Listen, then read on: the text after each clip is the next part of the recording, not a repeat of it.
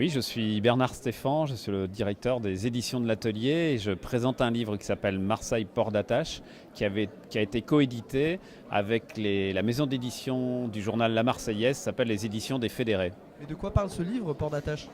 Alors Marseille Port d'Attache, ça parle de l'histoire de Marseille racontée par des familles de Marseille, par des familles qui racontent l'histoire populaire de Marseille et qui est aussi racontée par Robert Guédiguian, qui est un cinéaste dont Marseille est le sujet de prédilection. Il est marseillais. Il raconte en fait tout ce qui n'est pas les clichés qui courent sur Marseille.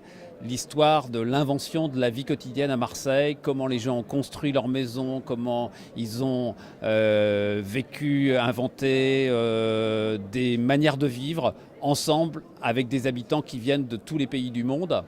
Et comment, dans les quartiers, la vie s'est inventée, comment ils ont construit leur maison, installé l'eau courante, fréquenté l'école, découvert d'autres langues, d'autres manières de vivre, comment ils ont inventé en fait l'histoire de Marseille dans les différents quartiers qui sont très très présents dans cette ville. Une ville pleine d'histoire. Est-ce que vous pouvez me parler peut-être un peu aussi des éditions des Ateliers qui sont donc situées dans les locaux de la Marseillaise?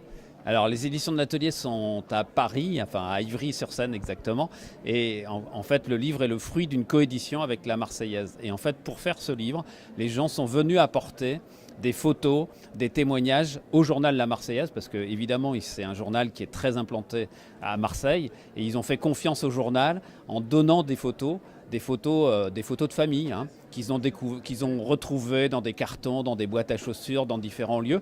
Et en confiant ces photos, ils ont aussi confié une partie de leur vie. Hein. Je vais vous raconter juste une anecdote. C'est l'installation de l'eau courante dans une maison qui n'a pas l'eau courante. Le plombier arrive, il installe tout l'eau courante et à la fin, quand il a fini son travail, il prend la petite fille qui raconte cette histoire dans ses bras et lui dit « Maintenant, c'est à toi d'ouvrir le robinet ».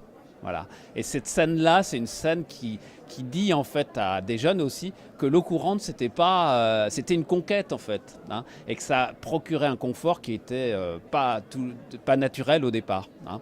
Voilà. Donc c'est plein d'histoires qui sont des histoires qui sont racontées avec le cœur, mais qui sont la vraie histoire de Marseille qu'on ne voit pas forcément dans les livres. Parce que justement, cette histoire, elle a une valeur, elle a une profondeur du fait que les gens l'ont vraiment vécu et ils peuvent le raconter aux plus jeunes. C'est aussi, cette histoire, c'est un lien entre les différentes générations. Ça crée du lien parce que si on invente l'avenir, on ne peut pas l'inventer en effaçant le passé, mais on invente l'avenir en se souvenant du passé et en lui donnant une force qui permet d'avoir confiance dans l'avenir. Et oui, Marseille, c'est une longue histoire. Merci beaucoup. On ira découvrir ce livre sur votre stand. Merci beaucoup.